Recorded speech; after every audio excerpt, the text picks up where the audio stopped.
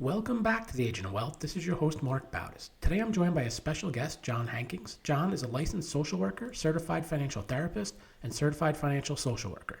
His diverse career includes a decade of work in community mental health, followed by 35 years in a variety of positions in IT. He exited from conventional full-time employment 6 years ago at age 68. 3 years later, he discovered the developing field of financial therapy. After a bit of exploration, he decided to reinvent himself as a financial therapist. Now, he specializes in working with individuals and couples middle age and beyond to help them understand and improve their relationship with money. He uses his own experience to inform his work. As you might expect, he's hit many of the speed bumps he encounters in everyday life, so along with his professional training, he brings empathy, understanding, and sometimes a little wisdom into his process. John, welcome to the show. Thanks, Mark. Pleasure to be here. Okay, so I've been around finances a long time, and I know different things are called different things. What exactly is financial therapy, and how does it differ from like traditional financial planning or mental health counseling or all these other terms that you hear in the financial space?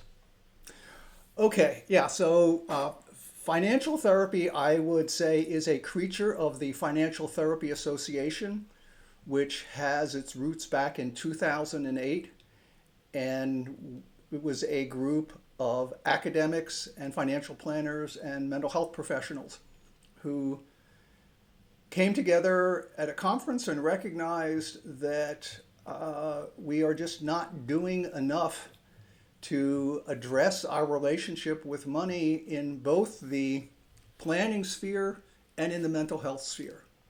And so the Financial Therapy Association was born out of that. There are currently about 500 members, and it is a diverse group and has a couple of poles. I'd say it's a continuum with two sides. So, and then it divides up membership-wise about 50-50. On one side, you have financial planners. And so a financial planner would typically be a certified financial planner or an accredited financial counselor, someone with a professional background in planning or a related field who is interested in and recognizes that the whole emotional content of money, everything that we've learned from behavioral economics and behavioral finance, all of that is really important and needs to have a more recognized role in the planning process. So they want to grow their skills in that direction. On the other side, you have mental health professionals, social workers, psychologists, marriage and family counselors, who recognize that clients are coming in the door and one of their big issues is money, and they want to grow their skills in that direction as well, to be able to open that up and make it a safe space for people to do what we would think as traditional psychotherapy, but where money is part of it. And historically, money has been an unspoken taboo topic in psychotherapy. Yeah. Without a doubt. What are some of the I'd say most common money-related challenges that people face that financial therapy tries to address or tries to help with? Oh, wow. Where do I start?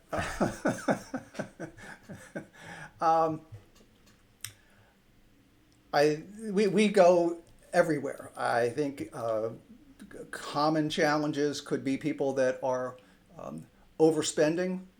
They actually have enough money to have a decent lifestyle, but they are in a constant state of anxiety and or depression around their compulsion to be on their phone 7/24 ordering things from Amazon. COVID certainly propelled some of that behavior that people find. It's an addiction, and it's or it can become an addiction. Let me be clear about that, and it needs real professional help to address. I really try and specialize in older adults. I think a common issue that I see is around the anxiety of retiring, which is both a personal issue and a money issue. How do I make this transition from I've been doing a good job of saving. I'm getting my employer match, I have a Roth. I'm doing all the right things, and next year I'm going to pull the trigger and retire, and I have no clue where I'm going. I am underneath it all. I don't want to talk to anybody about this, but I'm really scared. I would say that's another one. Another typical issue is just couples. People get married. They have very different views about money. They don't really talk about their history and their views, and they find themselves constantly struggling around how they're managing their money. All sorts of issues there, and that can be really thorny. Yeah, I think I've seen all the three examples you gave. I've seen instances of those, right? You have the overspending, also the anxiety around retirement, and then the challenges that couples coming together can bring.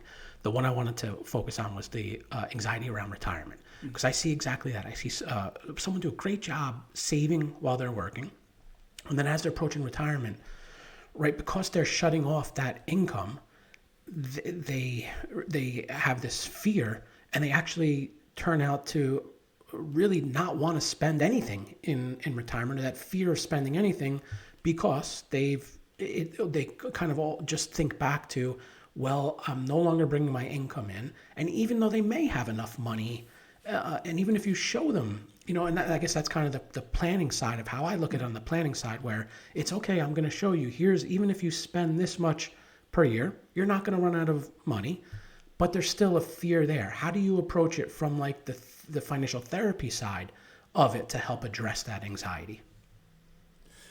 Well, the first thing is something that I alluded to already, and that is just a safe space to express those fears. I think for many people, and I'll say this more about men than women, they don't want to tell people they're afraid. They are just culturally taught that's a weakness. And especially if they've been successful. I've been successful at this. This is what people expect of me. If I start saying I'm scared, my partner's going to be scared. Things are going to fall apart. So I can't let the genie out of the bottle. So just giving people a safe space to talk about that and to explore those fears, and at an emotional level. So it is one thing to show somebody a plan and say, okay, here's what you've got in your IRA, 401k, etc., and let's look at the what we can expect in stock market returns over the next 30 years. And it looks like, and this is what your lifestyle looks like. We know what you're spending. This all looks pretty good. And I put it into a cool spreadsheet or a cool tool, take your pick, and it all looks good. So you should feel good. I showed you the numbers. You should feel good. Right. I think that's the point where we need to give people the space to say, tell me how you feel, and that it's okay to say you don't feel good, and let's explore why you don't feel good. Let's explore what's behind this. One of the things that is really interesting, and I think this surprises a lot of people, but there's this intergenerational legacy that we all live with, and it's surprising to me how many people are still carrying the message of the Depression, from their grandparents or even their great grandparents, and they're looking at, okay, I've got this money, but I know about 1929, and I know what Grandpa said, and I know, how everything just collapsed, and that could happen tomorrow. So giving people the space to talk about that and acknowledging that, I mean, you're a lot of therapy is just letting people talk, letting people access those feelings, and saying it to somebody else and getting a response back, versus just keeping it buried and keeping it buried and keeping it buried. That's when those feelings start to become behaviors that we can't explain. Like, I did this thing, I don't really know why, but I just feel compelled to kind of do this, and I know that it's kind of stupid. You know, right back to, I know I have enough money, but I feel crappy. But I don't have any place to talk to anybody about that. So just getting those feelings out is the first step. And in some cases, it's the only step that's needed. It's just giving people space to say that this is a scary thing, and have somebody else say, yeah. And for me, and this is what I feel like is a value add, is I've been there. I'm still there. I expect to be here, for the next 20 or 30 years. And we got to navigate through this, and it's not always going to be easy. After you have that, or they're able to talk about what their fear is and maybe why they're having that fear. Is that enough to overcome it, just talking about it, or is there some next step that they go through, or next process that they go through to try and get them over that fear? Well, I think that can go in a lot of different directions.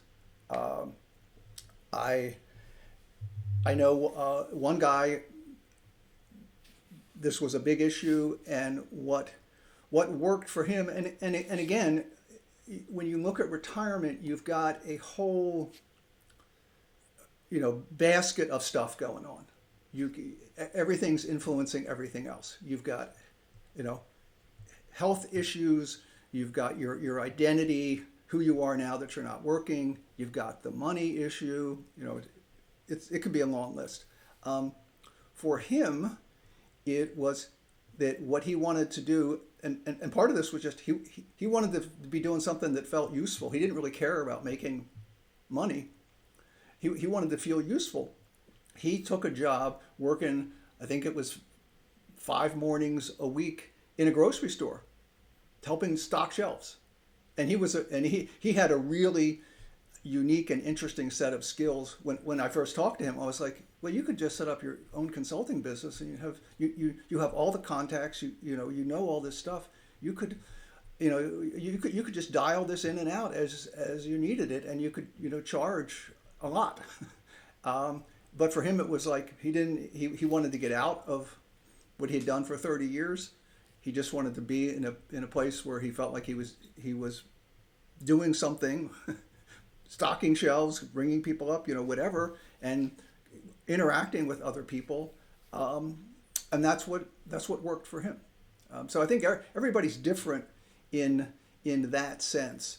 I'll give you my own piece. Is what worked for me was turning over my investment management.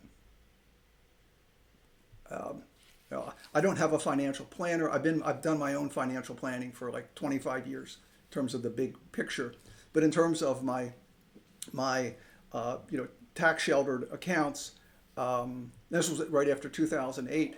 Actually, I had a bunch of 401ks from different jobs that I had that were all kind of floating out there, and I started looking at the world like, I'm gonna, retirement is, this thing is real. I didn't think it was ever going to feel real.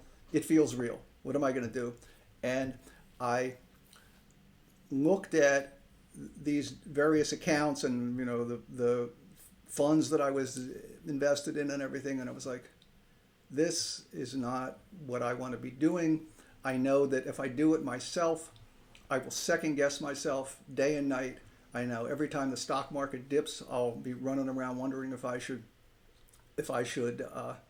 sell, buy, whatever. I took it all, I consolidated it, I turned it over to an investment manager and said, do this. This particular company likes to call me up and wants to talk to me about it, and I tell them, I'm paying you to not have this conversation. You guys are the experts. Go be the expert. All I'm looking at is the value of my accounts, and I'm happy. It's actually been a pretty great time to be retired because the market has on average done really well. I mean, there's been some dips and corrections, but I just look at that as expected volatility, and go about my life. What's the typical way, I guess, an engagement starts with you? Is it someone who identifies a problem that they have and then is looking for help, or is it kind of can be more general or generic where someone's approaching retirement and they just want to make sure that they have a successful retirement? Yeah, interesting question. So that kind of goes to how I market myself. and right now, it is a very specific problem. You know, I'm dealing with this issue, and I found out about financial therapy, and I started Googling this, and your name came up, and can I talk to you? Just this week, I've been looking at my whole marketing scheme, and I decided I really want to do more on the retirement front, and I decided to put together a package that I'm calling a retirement readiness package, which is just 3 sessions designed for people within 2 years of retirement. I think any further out it's not concrete enough. But it's just 3 sessions. It's very structured in terms of going through all these different piece parts, designed specifically to help people feel like they're in control, help them establish control. Is it a combination of traditional financial planning and therapy, or is it kind of a new, not related to financial planning approach? It includes it. I wouldn't say I'm not developing a financial plan. I'm doing an assessment of where the client is with their financial plan. So part of an outcome could be you should go talk to a financial planner. Part of the outcome could be it seems they're been doing their thing, and they're invested in 5 or 6 ETFs, and that's served them well for the past 15 years. And it's like, okay, cool, that's worked for you. That you can keep on going with that. I'm not qualified, and I don't I don't want to be giving people advice on how to invest. But if someone, for instance, if someone says, yeah, I've got a financial planner and they're giving me this plan and I don't trust it, and I don't really like my financial planner, I'm going to say, well, that's, what can we do about that? Or, back to what don't you trust? What are the questions you could ask your financial planner? What information do you need that would help you feel more secure? And then you get that. I guess that's uncovered in those sessions that you have with them. But it might also be. I mean, it's kind of a checklist where we stop, where there's okay. I mean, it might be okay. What are you're going to retire? What are your plans? What are your goals? What do you want to do? What do you like to do? What does your partner like to do? And you guys planning on traveling? And for me, and I started doing this about 3 years before I retired, maybe more. I had just a text app on my phone, and I called it things I want to do when I retire. And I would be basically walking down the street and seeing something and say, oh, that thing I want to, I'd see a movie that was playing. It's like, I want to see, when I retire, I love that actor, and I want to watch every movie they ever made. It's almost like a retirement bucket list, right? Yeah, I'm going to lay out a schedule. But I had 30 or 40 things, and they were all pretty trivial. But, it wasn't like I want to go spend a week in Paris. But they were all things that I was responding to an urge. If I had the time today, I'd like to go. There's this feeling in me that would take me in that direction. I don't have the time today. I'm going to have the time in a couple of years. And I want to go back and look at this list and see, what does this spark in me? So I've got something. It's nothing like a plan, but it's more of a kind of a roadmap of kind of who I am in terms of some of the things that I might like to do. Do you see that as a big challenge for people retiring, where now they have all this time and now they don't know what to do with it, where it went from having a very structured day, let's say when they were working, now they have all this time and they're not sure how to fill it up? Oh, well, again, it varies all over the map. But yeah, I mean, for some people, absolutely. You know, not only are they don't know how to fill it up, but they don't know who they are. You know, they were the vice president. You know, they were the expert. They were the guy that everybody came to when they had a problem, and now, they're sitting at home, and they don't know what to do. Have you seen any instances, or I guess challenges is probably a better word, when couples retire at different times? So maybe one spouse retires today, and the next one doesn't retire for 5 years, and for 5 years. Aside from like the potentially financial challenges, but outside of the financial challenges, do you see any challenges with retirement if the spouses are retiring at different ages? Well, I've certainly seen that. I've lived that myself. And again, I think I don't mean to be saying it depends all the time, but it depends. It is certainly the case that you need to be intentional. You need to be thinking about how that's going to work. I think a really important part of that is physical space. That are both people going to work every day and the house is empty and now one person's home and they're establishing, that's become their domain, and then a few years later the other partner is retiring and it's the territory's already been taken. So what are you doing here? So I think that can be a big one, but I think the more important one comes back to basics of just that is going to work much better if the person who's retiring first has is doing something that fulfills them, that has a plan. If it's like, well, I hated work, I couldn't stand it anymore, so I'm done, and now I'm home and I don't know what to do.